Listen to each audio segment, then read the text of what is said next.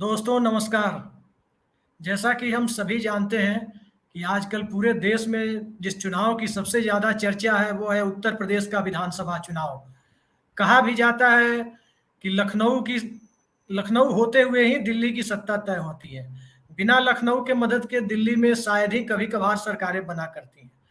इसलिए लखनऊ की सत्ता पर कौन बैठेगा ये ज़्यादा महत्वपूर्ण हो जाता है, खासकर तब जब प्रधानमंत्री उत्तर प्रदेश की वाराणसी संसदीय सीट से सांसद है।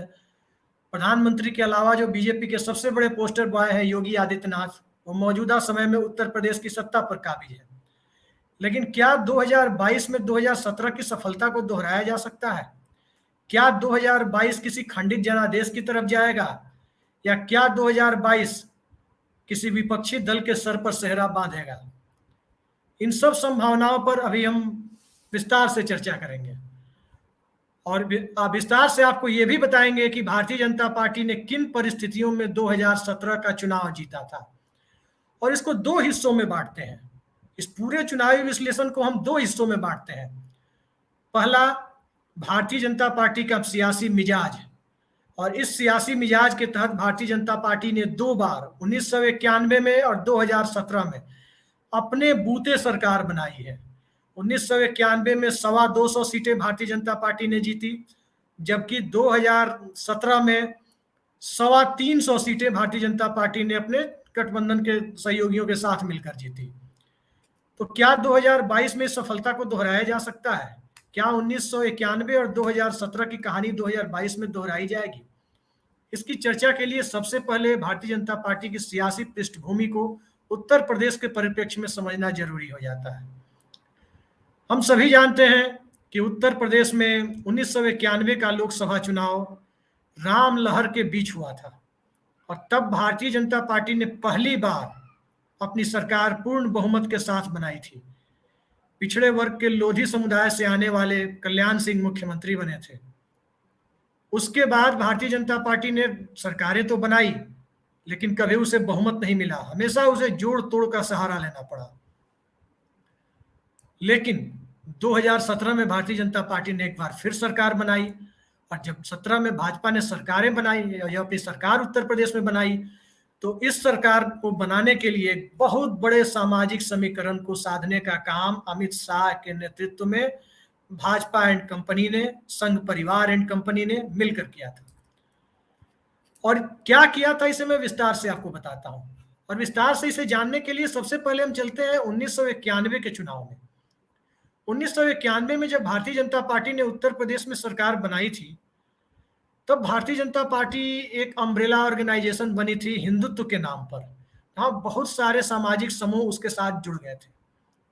लेकिन फिर भी 1991 में 2017 जैसी सफलता नहीं मिली थी, उसे साधारण बहुमत ही मिला था।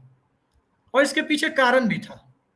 कारण यह था कि 1991 का चुनाव मंडल कमीशन के बाद हो रहा था।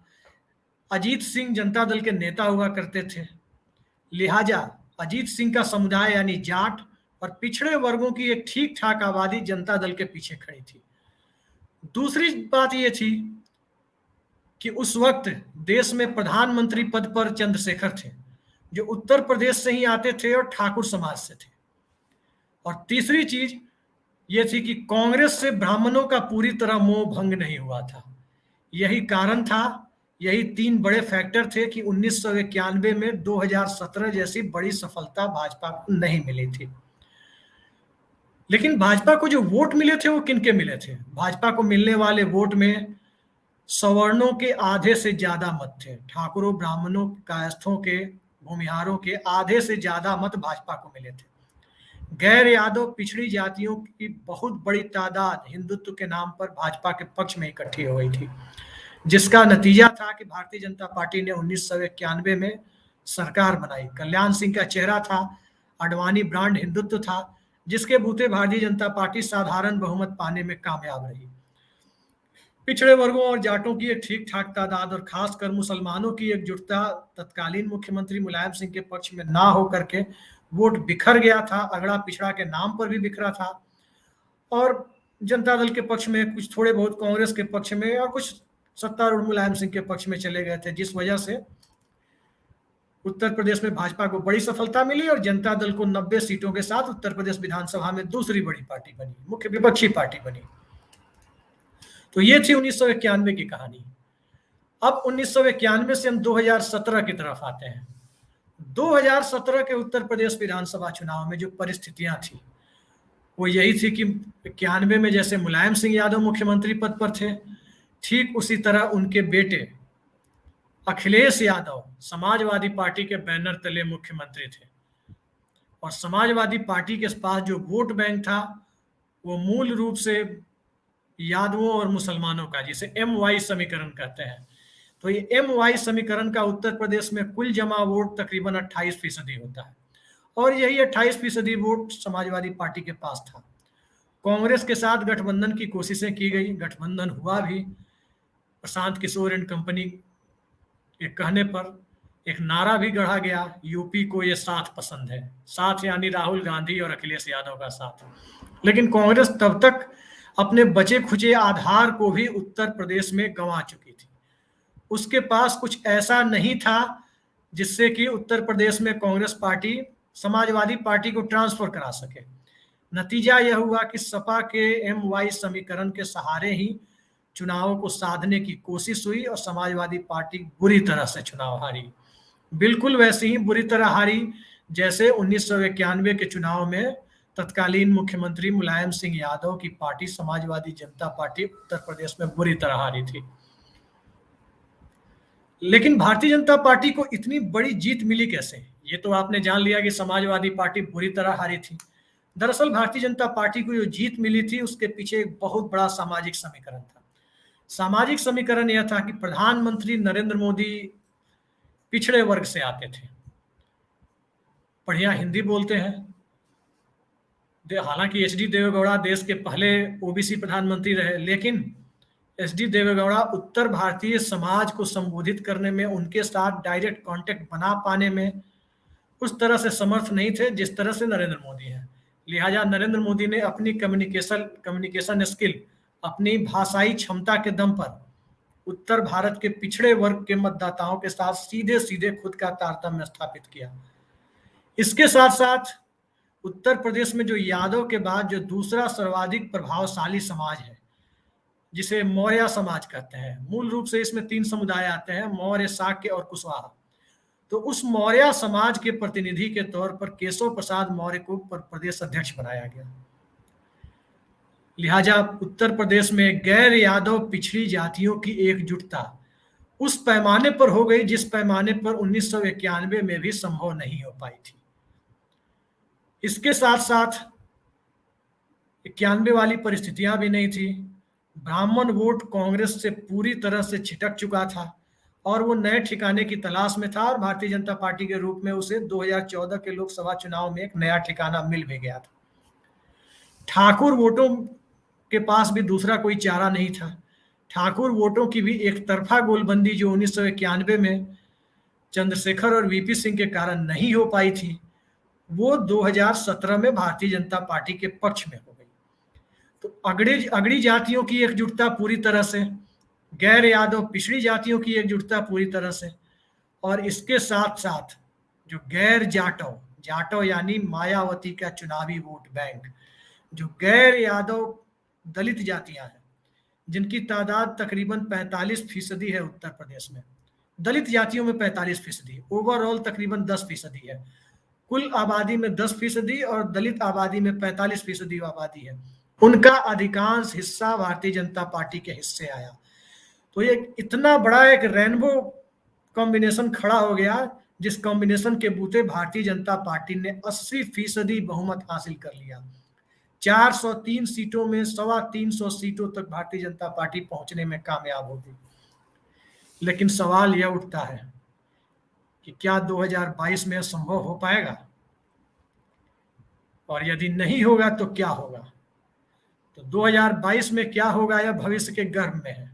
हम आप सब जानते हैं कि 2022 का चुनाव अभी 6-7 महीने दूर है और उस चुनाव के लिए भाजपा समेत विपक्ष के तमाम दल, चाहे वो बहुजन समाज पार्टी हो, चाहे वो समाजवादी पार्टी हो, चाहे वो कांग्रेस हो, सभी अपने अपने स्तर पर तैयारियों में लगी हुई है।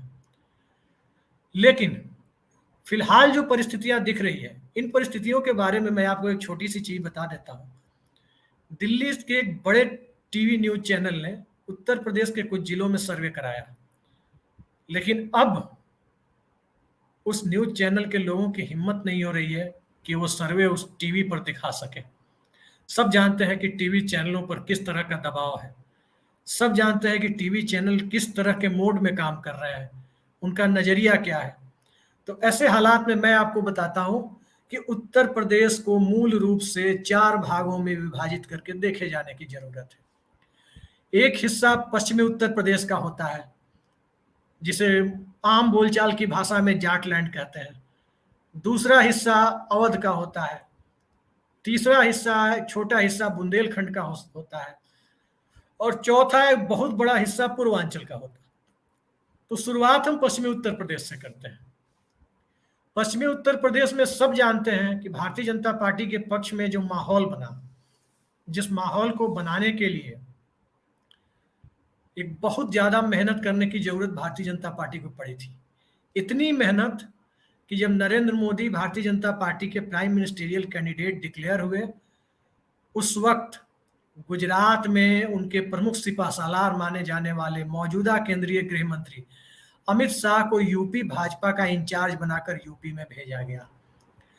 और ठीक वही दौर था जिस वक्त पश्चिमी उत्तर प्रदेश में मुजफ्फरनगर से सांप्रदायिक दंगों की शुरुआत हो गई।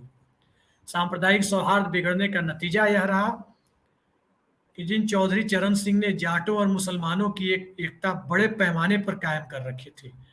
अजगर और मुसलमान एक बहुत बड़ा समीकरण हुआ करता था।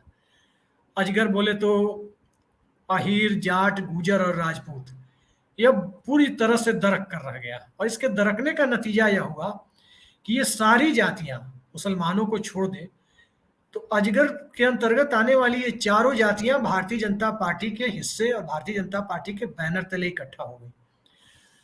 अब सामाजिक समीकरण ध्वस्त हो गया, जातीय समीकरण ध्वस्त हो गया और धार्मिक समीकरण प्रमुखता से सामने आ गया। ठीक इसी तरह से पूर्वी उत्तर प्रदेश में संख्या बल में जो कम संख्या वाली ओबीसी जातियां हैं, दलित जातियां हैं, उनके बीच अमित शाह ने जातीय सम्मेलन कराने शुरू किए। नतीजा ये हुआ कि ये सारी जातियां पिछड़ावाद के एक नए फॉर्मूले के तहत, जिसमें हिंदुत्व की चाशनी भी मिली हुई थी, नरेंद्र मोदी का चेहरा था, नरेंद्र मोदी को पिछड़े वर्ग का नेता बताकर प्रचारित किया गया, जिसका नतीजा ये हुआ कि ये सारे लोग एक भारतीय जनता पार्टी के बैनर तले इकट्ठे हो गए। और अपर कास्ट जिसे कहते हैं, अपर कास्ट की सारी जातियां, ये सारे लोग भारतीय जनता पार्टी के बैनर तले इकट्ठे हो गए। और इसी का नतीजा आपको देखने को मिला 2014 के लोकसभा चुनाव में, जब भाजपा और सहयोगी दलों को यूपी में 90% सफलता मिली, 80 में 73 सीटें मिली। और 3 साल बाद 2017 के विधानसभा चुनाव में 80% सफलता मिली, 403 में 325 सीटें मिली।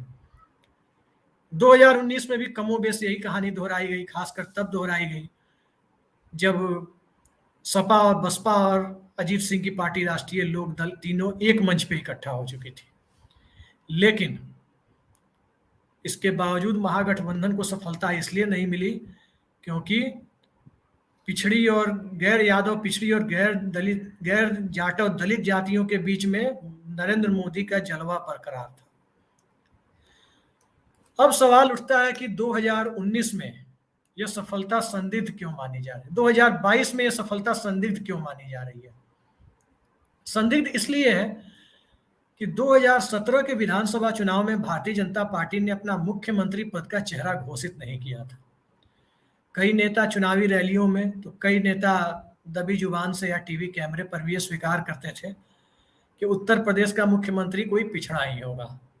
केशव प्रसाद मौर्य को जिस प्रकार से प्रदेश अध्यक्ष बनाया गया, उससे लग भी रहा था कि चुनाव जीतने की स्थिति में केशव प्रसाद मौर्य मुख्यमंत्री पद पर आसीन होंगे, लेकिन ऐसा हुआ नहीं। चुनाव जीतने के बाद जो आज के मौजूदा उपराष्ट्रपति हैं, तब वो भारतीय जनता पार्टी के बड़े नेता हुआ करते थे, एम वेंकैया नायडू, उन्हें लखनऊ भेजा गया, एक टास्क के साथ भेजा गया।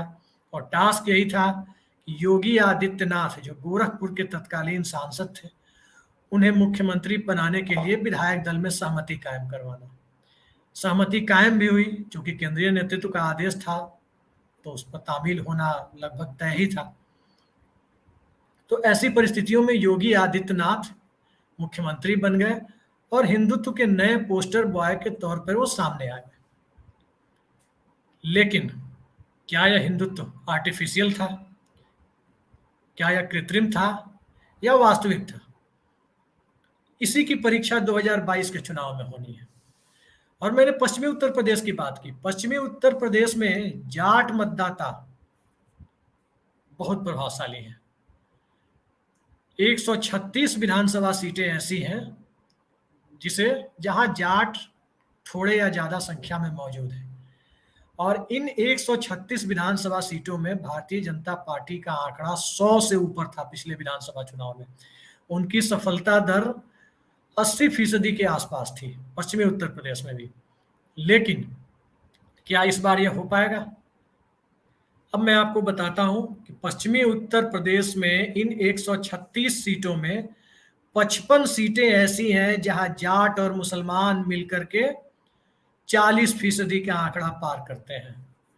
और आज की जो मौजूदा हालात है, किसान आंदोलन के बाद जिस प्रकार से जाट वोटरों का मूड है, वो साफ साफ दिख रहा है कि जाट मुसलमान एकता पूरी तरह से बन गई है। और अब कोई सांप्रदायिक कार्ड खेलना यहाँ आसान नहीं होगा।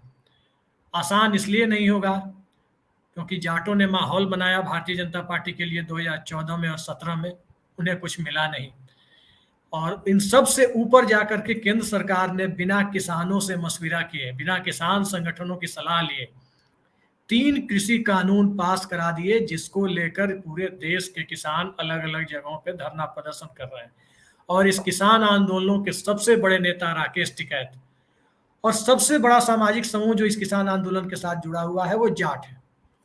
दिल्ली के गाजीपुर बॉर्डर का मामला हो या फिर सिंघू बॉर्डर का मामला हो, चाहे हरियाणा के जाट हो या उत्तर प्रदेश के जाट हो, ये साफ साफ दिख रहा है कि जाटों की भारतीय जनता पार्टी से दूरी बन गई है। दूसरा कारण जाटों की भाजपा से दूरी बनने का ये है कि हरियाणा के विधानसभा चुनाव में भारतीय जनता पार्टी के कार्यकर्ताओं ने दबी जुबान से 37 बनाम 1 का नारा दिया। 37 बनाम 1 के नारे का क्या मतलब है, अब इसे समझिए। हरियाणा में जाट वोटरों की तादाद 1/4 से ज्यादा है और हमेशा से वो वहां प्रभावी रहे हैं। लेकिन उनके खिलाफ बाकी 37-38 जो जातियां हैं जिनकी संख्या ठीक ठाक है, उनके खिलाफ उनको लामबंद करके भारतीय जनता पार्टी ने अपनी चुनावी सफलता की सीढ़ियां चढ़ी। तो इसका असर भी जाटों में है कि जाटों का वोट लेकर जाटों के साथ किसी भी प्रकार की मुरव्वत नहीं बरती गई, जाटों के साथ एक सौतेला व्यवहार किया गया, इस प्रकार की धारणा जाटों के बीच बनी हुई है। और किसान आंदोलन ने सारी तस्वीर जरूरत से ज्यादा साफ कर दी। तो हमने आपको बताया कि 40% से ऊपर वोट ऐसी 55 सीटें हैं जहां जाट और मुसलमान मिलकर बनाते हैं। अब इन 136 सीटों में यदि यादवों का आंकड़ा भी जोड़ देते हैं तो ये सीटें तकरीबन 78 तक पहुंचती हैं। यानी यादव, जाट और मुसलमान, ये 3 वोटर मिलकर उत्तर प्रदेश की 78 सीटों का, पश्चिमी उत्तर प्रदेश की 78 सीटों का फैसला कर सकते हैं। जाटों के बीच एक सहानुभूति भी है। अजीत सिंह के कोरोना की वजह से अजीत सिंह का जो निधन हुआ है, उस कारण अजीत सिंह से जो जाट छिटक गए थे वो फिर उनके बेटे जयंत चौधरी के साथ आ गए हैं। जयंत चौधरी ने भी पश्चिमी उत्तर प्रदेश में जाटों और मुसलमानों के बीच एकता कायम करने के लिए स्थानीय स्तर पर, जमीनी स्तर पर काफी काम किया है। और ये किसान आंदोलन कहीं ना कहीं, किसान आंदोलन में जो भीड़ है, किसान आंदोलन के पीछे जो लोग इकट्ठा है, इसमें जाटों और मुसलमानों की एकता एक बहुत बड़ा रोल प्ले कर रही है। तो इस बात की पूरी पूरी संभावना दिखती है कि पश्चिमी उत्तर प्रदेश के जाट, यादव और मुसलमान ये एक साथ इकट्ठे होंगे। तब सवाल उठता है कि क्या बाकी सारी बिरादरी एक साथ इकट्ठे होकर भारतीय जनता पार्टी को भी 55-60 तक ला के छोड़ेगी? इसमें भी एक पेच है। पेच यह है कि यही वो पश्चिमी उत्तर प्रदेश है जहां मायावती की जाटो बिरादरी सबसे ज्यादा ताकतवर है। मायावती की पार्टी बसपा और अखिलेश यादव की पार्टी सपा, इन दोनों दलों ने ब्राह्मण समाज के भीतर जिस प्रकार से मेहनत की है, उसे देखते हुए पूरी उम्मीद है कि ये दोनों पार्टियां ब्राह्मणों को भी ठीक ठाक संख्या में टिकट देंगी। इससे कोई इनकार नहीं किया जा सकता। तो ऐसे हालात में यदि जाटव मतदाता, जिसकी पूरी संभावना है कि वो बहुजन समाज पार्टी के साथ इकट्ठे होंगे, यदि जाटव बहुजन समाज पार्टी के साथ बीएसपी के साथ इकट्ठे होते हैं, तो वैसी परिस्थिति में राष्ट्रीय लोक दल और समाजवादी पार्टी का गठबंधन 105 से 110 सीटों पे जा सकता है। ये आज की वास्तविकता है, इससे कोई भी समाजशास्त्री या कोई भी विश्लेषक इनकार नहीं कर सकता। तब सवाल उठता है कि जब 110 सीटें पश्चिमी उत्तर प्रदेश से या 100 से ज्यादा सीटें पश्चिमी उत्तर प्रदेश से ही आ रही हैं, तो सरकार बनाने के लिए तो सिर्फ 100 सीटों की जरूरत है, जो तकरीबन 267 सीटों में 100 सीटों की आवश्यकता है समाजवादी पार्टी को। लेकिन क्या यह इतना आसान है? जैसे ही हम अवध की तरफ बढ़ते हैं, जैसे ही बुंदेलखंड की तरफ बढ़ते हैं, यहाँ दो तरह के सामाजिक समीकरण देखने को मिलते हैं। पहली चीज ये कि जो अवध का इलाका है, जिसमें लखनऊ और कानपुर जैसे दो बड़े शहर हैं, बुंदेलखंड में झांसी जैसा शहर है, यहाँ पर ठाकुर ब्राह्मणों के बीच आपस में उस तरह की का वोटिंग पैटर्न होने की संभावना नहीं है जिस प्रकार की संभावना पूर्वी उत्तर प्रदेश में व्यक्त की जा रही है। तो पूर्वी उत्तर प्रदेश में यह स्पष्ट है कि हर विपक्षी दल भारतीय जनता पार्टी के अंदर जो ठाकुर बनाम ब्राह्मण की राजनीति है, उसका फायदा उठाने की कोशिश करेगा। लेकिन मध्य उत्तर प्रदेश में, जिसे अवध प्रदेश कहते हैं, अवध प्रांत, अवध में ब्राह्मण समाज के साथ एक दूसरी सच्चाई ये है कि अवध के अधिकांश ब्राह्मण गांवों से पलायन कर अपने अपने जिला मुख्यालयों में शिफ्ट हो गए हैं या लखनऊ कानपुर की ओर रुख कर गए हैं, और शहरी मतदाताओं की पहली पसंद भारतीय जनता पार्टी है। तो ऐसे में बहुत संभव है कि भारतीय जनता पार्टी से ब्राह्मण वोटों को निकाल पाना किसी भी विपक्षी दल के लिए, खासकर सपा बसपा के लिए, आसान नहीं होगा। ये और बात है कि कांग्रेस यदि किसी ब्राह्मण नेता को मुख्यमंत्री पद का उम्मीदवार घोषित करती है, तब वो बड़े पैमाने पर इस इलाके में सेंध लगा पाएगी। लेकिन कांग्रेस क्या करेगी, ये आज की तारीख में कहना मुश्किल है। इसलिए अवध प्रदेश और बुंदेलखंड की सीटों पर ये भारतीय जनता पार्टी ठीक ठाक प्रदर्शन करेगी, इसकी पूरी संभावना है। अब चलते हैं पूर्वांचल की तरफ। पूर्वांचल वो इलाका है जहाँ से मुख्यमंत्री आते हैं। पूर्वांचल वो इलाका है जहाँ प्रधानमंत्री का संसदीय क्षेत्र वाराणसी है, और इसी पूर्वांचल की आजमगढ़ सीट से अखिलेश यादव भी सांसद हैं। लेकिन सवाल यह है कि जब सारे बड़े चेहरे योगी आदित्यनाथ, अखिलेश यादव का संसदीय क्षेत्र और देश के प्रधानमंत्री नरेंद्र मोदी का संसदीय क्षेत्र, ये सब पूर्वांचल में है, तो पूर्वांचल जा कहाँ रहा है? पूर्वांचल को समझने के लिए तीन चार स्तरों पर इसे देखे जाने की जरूरत है। और कैसे देखे जाने की जरूरत है? एक, गोरखपुर से वाराणसी तक या इलाहाबाद तक जनरल कैटेगरी के जो वोटर्स हैं, जिनको अपर कास्ट कहते हैं, उनमें ठाकुर बनाम ब्राह्मण की राइवलरी बहुत ज्यादा है। शिव प्रसाद शुक्ला और योगी आदित्यनाथ के बीच गोरखपुर भाजपा में कितनी तलवारें खींची हुई थी, ये सबको पता है। पुराने जमाने में हरिशंकर तिवारी और वीरेंद्र प्रताप शाही के बीच किस प्रकार के गैंगवार जैसे माहौल बनते थे गोरखपुर में, ये भी सबको पता है।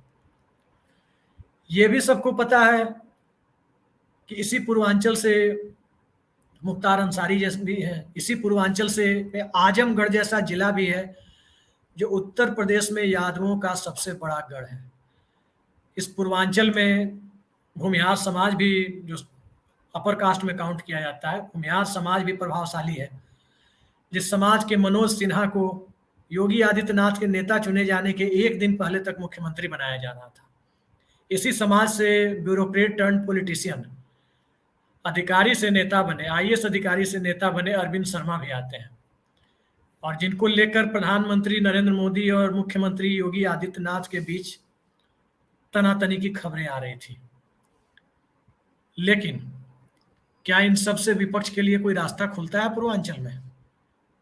जाहिर है इसका जवाब आप नकारात्मक देंगे, मैं भी इससे सहमत हूं। सिर्फ ठाकुर ब्राह्मण राइवलरी से, ठाकुर ब्राह्मणों की राजनीतिक प्रतिद्वंदिता से पूर्वी उत्तर प्रदेश की चाबी किसी भी विपक्षी दल के लिए नहीं खुलती है। चाबी तभी खुलती है पूर्वी उत्तर प्रदेश में जब ठाकुर ब्राह्मण की इस राइवलरी को कैश करने के लिए, उसको अपने पक्ष में मोड़ने के लिए एक सधी हुई रणनीति किसी राजनीतिक दल के पास हो। तो सधी हुई रणनीति का मतलब यही है कि पूर्वी उत्तर प्रदेश में टिकट बंटवारा किस प्रकार होता है, भारतीय जनता पार्टी किसे टिकट देती है, क्या भारतीय जनता पार्टी बड़े पैमाने पर अपने स्थानीय विधायकों के टिकट काट के नए लोगों को मौका देती है, क्या भारतीय जनता पार्टी योगी आदित्यनाथ चेहरा है, वो एक ठाकुर नेता है, तो क्या एक ब्राह्मण को टिकट, ब्राह्मणों को ज्यादा टिकट देती है? क्या समाजवादी पार्टी और बहुजन समाज पार्टी में ब्राह्मणों के बीच टिकट बांटे जाने को लेकर एक होड़ मचती है? इन सब पे बहुत कुछ निर्भर करेगा। और सबसे ज्यादा जो चीजें पूर्वी उत्तर प्रदेश में खासकर ब्राह्मण राजनीति और ठाकुर राजनीति को लेकर के निर्भर करेगी, वो ये है कि भारतीय जनता पार्टी के ठाकुर कैंडिडेट को विपक्ष के ब्राह्मण कैंडिडेट से मुकाबला होता है या उनके स्वजातीय कैंडिडेट से मुकाबला होता है, या फिर भारतीय जनता पार्टी के ब्राह्मण कैंडिडेट का मुकाबला विपक्ष के ठाकुर कैंडिडेट से होता है या उनके स्वजातीय से होता है। यदि विपक्ष पूर्वी उत्तर प्रदेश में भारतीय जनता पार्टी के ब्राह्मण कैंडिडेट के खिलाफ ठाकुर कैंडिडेट और ठाकुर कैंडिडेट के खिलाफ ब्राह्मण कैंडिडेट का प्रयोग करने में कामयाब रहता है, तो वो अपने स्थापित वोट बैंक, अगर समाजवादी पार्टी के परिप्रेक्ष्य में कहें तो एमवाई और बहुजन समाज पार्टी के पक्ष में कहें तो दलित वोट, वो अपने साथ जोड़ने में कामयाब हो सकती हैं। और कैसे कामयाब हो सकती हैं? वो तब हो सकती हैं जब उनका कैंडिडेट उनके एस्टेब्लिश वोट बैंक के साथ मिलकर और कैंडिडेट की जाति का वोट मिलकर कोई विनिंग कॉम्बिनेशन किसी सीट पे बना पा रहा है या नहीं बना पा रहा है। इसी पर पूर्वी उत्तर प्रदेश में अपर कास्ट की राजनीति डिपेंड करेगी। अब आते हैं उत्तर प्रदेश में ओबीसी राजनीति पर, खासकर पूर्वी उत्तर प्रदेश की ओबीसी राजनीति पर। तो सब जानते हैं कि मौर्य, कुशवाहा ये सब बड़ी भूमिका निभाएंगे, और मौर्य कुशवाहा वोटरों का आज का जो रुख है वो स्पष्ट तौर पर मैं कहूं तो ये समाजवादी पार्टी के पक्ष में झुका हुआ दिख रहा है। उन्हें साफ साफ लग रहा है कि 2017 में उनके समाज के व्यक्ति का चेहरा सामने रखकर और मुख्यमंत्री पद पर ठाकुर को बिठा दिया जाना, ये ओबीसी वर्ग को, खास करके जो दबंग पिछड़ी जातियां हैं, उन्हें ये गवारा नहीं है, उन्हें ये किसी भी कीमत पर स्वीकार नहीं है। लिहाजा उत्तर प्रदेश में ये सब लोग भारतीय जनता पार्टी का विरोध करने वाले जो प्रमुखता से दल सामने आ रहे हैं, उसमें समाजवादी पार्टी या बहुजन समाज पार्टी, ये उनके साथ जाकर खड़े हो रहे हैं। इसके साथ साथ अति पिछड़ी जातियां हैं, जिनकी तादाद उत्तर प्रदेश में तकरीबन, अगर हिंदू अति पिछड़ी जातियों की बात करें तो 20-22% बनती है, और ये 20-22% वोट भारतीय जनता पार्टी से लेकर विपक्ष के दलों तक बहुत मायने रखते हैं।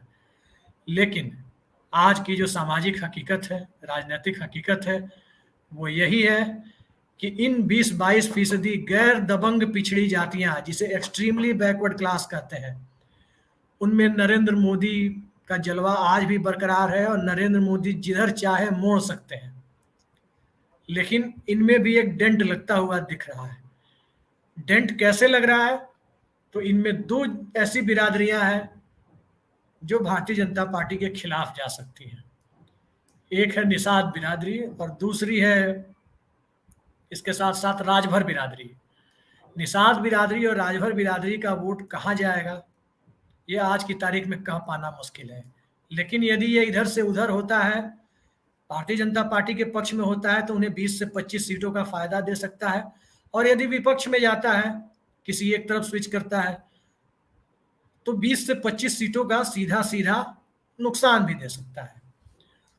और नुकसान इस तरह से दे सकता है क्योंकि निषाद जाति को लेकर के उत्तर प्रदेश में बहुत बड़ी राजनीति चल रही है। राजनीति ये चल रही है उत्तर प्रदेश में कि निषादों का बड़ा नेता कौन है। निषादों के नेता संजय निषाद और उनके बेटे प्रवीण निषाद को अभी केंद्रीय कैबिनेट का जो विस्तार हुआ है उसमें जगह नहीं मिली है। क्या भारतीय जनता पार्टी उन्हें राज्य सरकार में एकोमोडेट करेगी? क्या भारतीय जनता पार्टी निषाद वोटों की तरफ से पूरी तरह उदासीन हो गई है? या क्या भारतीय जनता पार्टी के पास आज की तारीख में निषादों को जोड़ने के लिए कोई दूसरा सामाजिक ब्लूप्रिंट है? ये तो वक्त बताएगा। तीसरी चीज निषाद वोटों को लेकर के ये है कि निषाद वोटर समाजवादी पार्टी के साथ जा सकते हैं। चले जाएंगे नहीं कहा जा सकता, लेकिन जा सकते हैं।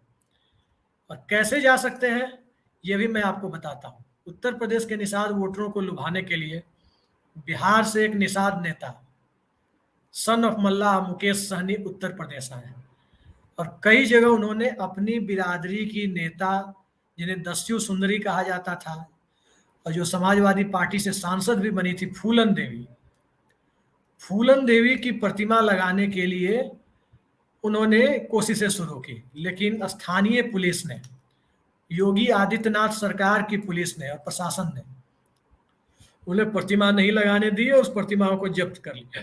तो क्या ऐसे हालात में, जब पहले से ही ठाकुर समाज और निषाद समाज के बीच फूलन देवी को लेकर के एक गांठें बंधी हुई है, ऐसे में एक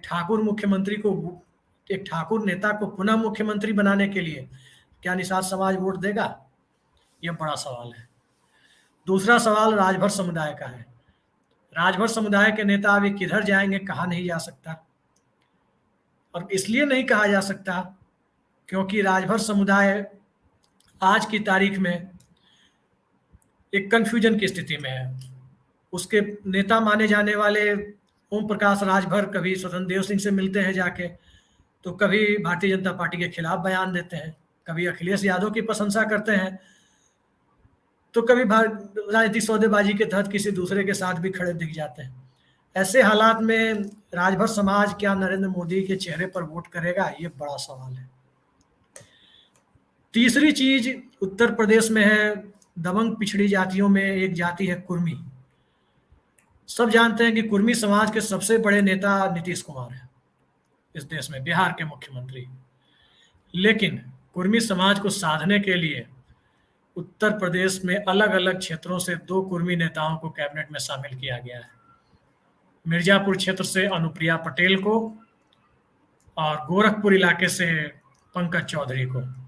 इसके साथ साथ उत्तर प्रदेश कैडर में लंबे समय तक आईएएस अधिकारी रहे जनता दल यूनाइटेड के नेता आरसीपी सिंह को भी केंद्रीय मंत्रिमंडल का हिस्सा बनाया गया है।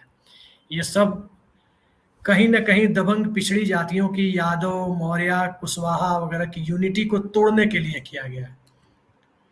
लेकिन क्या अनुप्रिया पटेल केंद्रीय मंत्रिमंडल में शामिल होने के बावजूद यह कोशिश करेंगी कि भारतीय जनता पार्टी और ज़्यादा मजबूत हो और भारतीय जनता पार्टी की सरकार फिर से बने? ये बड़ा सवाल है। बड़ा सवाल इसलिए है क्योंकि पिछली बार भी उन्हें केंद्रीय मंत्रिमंडल में शामिल किया गया था और शामिल करने के बावजूद उत्तर प्रदेश की राजनीति में उन्हें हाशिए पर रखा गया, उन्हें कोई बहुत ज़्यादा तवज्जो नहीं दी गई। ऐसे में वे क्या चाहेंगी नहीं चाहेंगी ये समय के गर्भ में है। और दूसरी चीज, बिहार के मुख्यमंत्री नीतीश कुमार ने जिस प्रकार जाति जनगणना, पेगासस जासूसी, इन सब मामलों को लेकर अपना रुख दिखाया है, इससे कहीं ना कहीं यह शंका जरूर पैदा होती है कि नीतीश कुमार 2022 के उत्तर प्रदेश विधानसभा चुनाव तक भाजपा के साथ गठबंधन में रहेंगे या नहीं रहेंगे। यदि वे रहेंगे तो भारतीय जनता पार्टी उत्तर प्रदेश में बहुत संभव है कि स्टार प्रचारकों की सूची में नीतीश कुमार का नाम शामिल करें और उनका इस्तेमाल करें। लेकिन यदि वे नहीं रहेंगे तो ये भी तय है कि वे किसी न किसी विपक्षी दल के साथ गठबंधन में होंगे और उनके साथ चुनाव प्रचार करेंगे। तो ऐसे हालात में पूर्वी उत्तर प्रदेश की पूरी राजनीति टिकट बंटवारे के ऊपर डिपेंड करती है कि कितने ब्राह्मणों को सपा या बसपा टिकट देती हैं, कितने ठाकुरों को टिकट देती हैं, कितने अति पिछड़ों को देती हैं, कितने मौर्य को देती हैं और कितने राजभर या कितने गैर जाटव दलित समाज के लोगों को टिकट देती हैं। रही बात गैर जाटव दलितों की, जो उत्तर प्रदेश के कुल वोटरों में तकरीबन 10% का योगदान देते हैं, लेकिन ये 10% वोटर जाएगा तो जाएगा कहाँ? ये बड़ा सवाल है। लोकसभा चुनाव 2019, उस वक्त भी इससे बड़ी चर्चा थी कि दलित समाज का वोटर भारतीय जनता पार्टी के खिलाफ खड़ा हो सकता है, लेकिन यह नहीं हुआ, क्योंकि तब एलपीजी कनेक्शन, उज्ज्वला योजना, इन तमाम चीज़ों पर भारी पड़ गई थी। गाँव में लोग, खास करके दलित समाज में, रसोई गैस के कनेक्शन को, गैस सिलेंडर को एक लग्जरी आइटम समझा जाता था, और नरेंद्र मोदी सरकार ने उसे एक झटके में समाज के सभी वर्गों तक उपलब्ध कराने का एक मुकम्मल कार्यक्रम चला दिया था, जिसका लाभ लोकसभा चुनाव में भारतीय जनता पार्टी को मिला। लेकिन वो बातें अब पुरानी बात हो गई है, और कहीं ना कहीं ये संकेत मिल रहा है कि गैर जाटों दलित जातियां भी ठीक ठाक संख्या में बहुजन समाज पार्टी की तरफ लौटती हुई दिख रही हैं। तो ऐसे हालात में क्या होगा? मत भूलिए कि चिराग पासवान या कमलेश पासवान, गोरखपुर जिले जो मुख्यमंत्री योगी आदित्यनाथ का जिला है, उनके जिले से कमलेश पासवान आते हैं, उन्हें केंद्र में मंत्री नहीं बनाया गया। तो पासवान समाज में भी एक सेंस ऑफ एलियनेशन, एक प्रकार के अलगाव की भावना भारतीय जनता पार्टी के प्रति कहीं ना कहीं भर रही है। अब उसका मुकाबला कैसे किया जाएगा? संघ परिवार उसके लिए कौन सी रणनीति अपनाएगा? ये एक बड़ा सवाल है। पासवान समाज पूर्वी उत्तर प्रदेश में किसी के पक्ष में भी संभावनाओं का द्वार खोल सकता है, चाहे वो बहुजन समाज पार्टी हो, चाहे वो समाजवादी पार्टी हो, या चाहे भारतीय जनता पार्टी हो। तो इस समाज को भी दरकिनार नहीं किया जा सकता।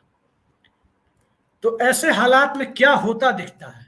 तो कम से कम क्या होगा ये तो आज की तारीख में कहना मुश्किल है कि चुनाव तक क्या माहौल रहेगा, लेकिन आज की तारीख में जो दिख रहा है वो यही दिख रहा है कि उत्तर प्रदेश के मुसलमान मतदाता किस गठबंधन की तरफ एक तरफा झुकते हैं या टैक्टिकल पोलिंग करते हैं, ये भी बहुत बड़ी भूमिका निभाएगा। टैक्टिकल पोलिंग से मेरा आशय 1999 के लोकसभा चुनाव में जिस प्रकार उत्तर प्रदेश के मुसलमानों ने पोलिंग की थी, या 2002 के विधानसभा चुनाव में जिस प्रकार उत्तर प्रदेश के मुसलमानों ने पोलिंग की थी, यदि वो टैक्टिकल पोलिंग करते हैं तो जिस प्रकार के सामाजिक समीकरण उभर रहे हैं, इसमें कोई आश्चर्य नहीं होना चाहिए कि भारतीय जनता पार्टी 2 अंकों में जा सकती है।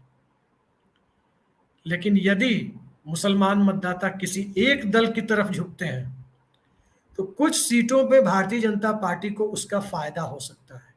यहाँ पश्चिम बंगाल वाला माहौल नहीं है कि पश्चिम बंगाल के मुसलमान मतदाता एक तरफा तृणमूल कांग्रेस के पक्ष में झुक गए थे, जिस वजह से तृणमूल को कांग्रेस को बहुत बड़ी सफलता मिली थी। उत्तर प्रदेश में यदि मुसलमान मतदाता किसी एक दल के पक्ष में झुकते हैं तो साफ साफ इसका मतलब यही होगा कि कुछ सीटों पे, तकरीबन 30 से 40 सीटों पर भारतीय जनता पार्टी को फायदा पहुंचा सकते हैं। और असल खेल यही होना है कि सत्ता किसके हाथ में जाती है। शहरी सीटों पर चाहे वो कोरोना का असर हो या फिर बेरोजगारी का सवाल हो, इन सब के बावजूद जब तक कोई राष्ट्रीय पार्टी खड़ी नहीं होगी, राष्ट्रीय पार्टी से कहने से मेरा आशय कांग्रेस पार्टी से है, तो जब तक कांग्रेस पार्टी मजबूती से खड़ी नहीं होगी तब तक शहरी क्षेत्रों के मतदाता इन सब परिस्थितियों के बावजूद भारतीय जनता पार्टी के पक्ष में वोट करेंगे। शहरी क्षेत्रों में चाहे नोएडा गाजियाबाद का बेल्ट आप लें, मेरठ का इलाका लें, लखनऊ कानपुर गोरखपुर बनारस या इलाहाबाद की शहरी विधानसभा सीटें लें, यहाँ के मतदाता भारतीय जनता पार्टी के पक्ष में कमोबेश झुकेंगे और भारतीय जनता पार्टी को यहाँ सीटें मिलेंगी, इसमें कोई दो राय नहीं है। लेकिन उत्तर प्रदेश की सत्ता ग्रामीण सीटों से तय होनी है, और ग्रामीण सीटों पर किस प्रकार का माहौल होगा, किस प्रकार की चुनावी कौशल की जरूरत अलग अलग पार्टियों की होगी, ये देखा जाना है। और रही बात मुस्लिम मतदाताओं की, जिसके बारे में मैं अभी चर्चा कर रहा था, देखिए मुस्लिम मतदाता उत्तर प्रदेश में समाजवादी पार्टी के साथ रहेंगे ज़्यादातर। इसके कारण भी है। कारण यह है कि समाजवादी पार्टी का नेतृत्व ओबीसी समाज के हाथ में है। उन्हें पता है कि ओबीसी समाज का ही मुख्यमंत्री बनना है, और मुस्लिम मतदाताओं का 70%, और उत्तर प्रदेश के जो 19.5% मुस्लिम वोटर है, 19 से 20% के बीच में है, उसका तकरीबन 14-15% पिछड़े वर्ग के यानी ओबीसी मतदाता है। तो उनका एक स्वाभाविक झुकाव भारतीय जनता पार्टी के पक्ष में ही हो, समाजवादी पार्टी के पक्ष में ही होगा, ये तय है। असदुद्दीन ओवैसी फैक्टर को लेकर तमाम बातें कही जा रही है, लेकिन मुझे नहीं लगता कि असदुद्दीन ओवैसी फैक्टर, खास करके बिहार में जिस प्रकार नैरो मार्जिन से विपक्ष की सरकार बनते बनते रह गई और एनडीए की सरकार बन गई, ये देखने के बाद दोबारा असदुद्दीन ओवैसी के पक्ष में मुसलमान मतदाताओं का कोई भी तबका झुकने के लिए तैयार होगा, इसमें बहुत संदेह है। लेकिन मुस्लिम मतदाताओं में पिछड़े वर्ग के मतदाताओं की तादाद बहुत ज़्यादा होने के बावजूद जो हालात है पश्चिमी उत्तर प्रदेश में या फिर उत्तर प्रदेश के बाकी इलाकों में भी छिटपुट सीटें ऐसी होंगी जहां ब्राह्मण और दलित वोटर मिलकर विनिंग कॉम्बिनेशन बनाते दिखेंगे और समाजवादी पार्टी के उम्मीदवारों से कहीं ना कहीं आगे जाते दिखेंगे। कुछ सीटों पे ऐसा होगा, चंद सीटों पे ही ऐसा होगा, तो वहां पर वे बहुजन समाज पार्टी के साथ इकट्ठे हो सकते हैं। ऐसे में बड़ा सवाल यही होगा कि उत्तर प्रदेश का नतीजा किस प्रकार आएगा। तो ये तो हमें भी देखना है, आपको भी देखना है, हमारे दर्शकों को, सबको देखना है। लेकिन इस चुनावी नतीजे पर पूरे देश की नज़र होगी। यदि उत्तर प्रदेश का चुनावी नतीजा समाजवादी पार्टी के पक्ष में होता है तो ये भारतीय जनता पार्टी के लिए बहुत करारी हार होगी। और यदि उत्तर प्रदेश में सारी लड़ाई सिंगल लार्जेस्ट पार्टी बनने की लड़ी जा रही है तो चुनाव के बाद होने वाला खेल बड़ा दिलचस्प होगा। खेल इसलिए दिलचस्प होगा क्योंकि हंग असेंबली की सूरत में कौन मायावती को मुख्यमंत्री बनाता है, सारी की सारी रणनीति इस पर जाकर शिफ्ट हो जाएगी। क्या भाजपा उन्हें समर्थन देती है या सपा समर्थन देती है, क्योंकि वे तो किसी को समर्थन देने वाली नहीं है। फिर देखिए क्या होता है उत्तर प्रदेश में, और उसके बाद क्या होता है 2024 में, हम सबको देखना है। आगे हम भी देखेंगे और आगे किसी दूसरे विषय पर एक नया विश्लेषण लेकर हम एक बार फिर आपके सामने हाजिर होंगे। नमस्कार।